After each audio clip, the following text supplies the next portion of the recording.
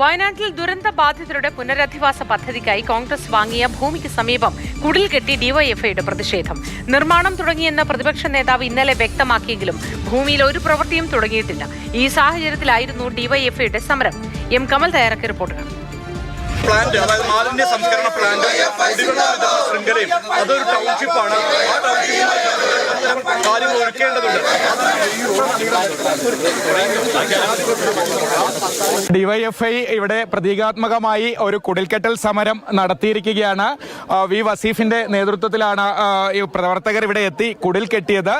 മുളയും പുല്ലൊക്കെ മുള ഉപയോഗിച്ച് ഒരു കുടിൽ പ്രതീകാത്മകമായി കെട്ടി സമരം നടത്തിയിരിക്കുകയാണ്. ഇന്നലെ പ്രതിപക്ഷ നേതാവ് വി.ഡി. സതീശൻ പറഞ്ഞത് കോൺഗ്രസിന്റെ ഭൂമിയിൽ പ്രവർത്തനങ്ങൾ തുടങ്ങിയെന്നാണ്. പക്ഷേ ഈ ഭൂമി ഷീറ്റ് ഉപയോഗിച്ച് മറച്ചു കെട്ടിയതല്ലാതെ മറ്റൊരു പ്രവർത്തനവും നമുക്ക് ഇവിടെ കാണാനാകുന്നില്ല. ഈ വീട് പണി നടക്കുന്നുണ്ടോ എന്ന് അറിയാൻ വേണ്ടിയിട്ടാണ് ഞങ്ങൾ എന്ത് ചെയ്തത്, വന്ന് നോക്കിയത്. ആ വന്ന് നോക്കിയിട്ടാണ് ഞങ്ങളിപ്പോൾ ഇങ്ങനെ ഒരു പ്രതീകാത്മകമായ സമരം നടത്തുന്നത്. ഞങ്ങൾ 20 കോടി രൂപ, അതായത് 25 വീട് പറഞ്ഞ് 100 വീടിനുള്ള പണം കൊടുത്തവരാണ് ഞങ്ങൾ. അത് ഈ സമൂഹത്തിൽ അധ്വാനിച്ചുണ്ടാക്കിയതാണ് ഞങ്ങൾ പണം.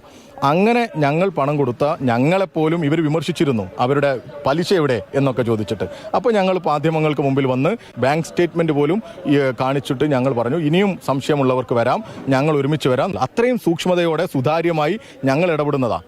ആ ഞങ്ങളെപ്പോലും ആക്ഷേപിക്കുന്നവർ യഥാർത്ഥത്തിൽ എന്താ ചെയ്യേണ്ടത്? പ്രതിപക്ഷ നേതാവ് ഇവിടെ വന്ന് പറഞ്ഞത് എന്താ, എന്റെയും KPCC പ്രസിഡന്റിന്റെയും സംയുക്ത അക്കൗണ്ടിൽ പണമുണ്ട്, ഓർമ്മയില്ലേ നിങ്ങൾക്ക്?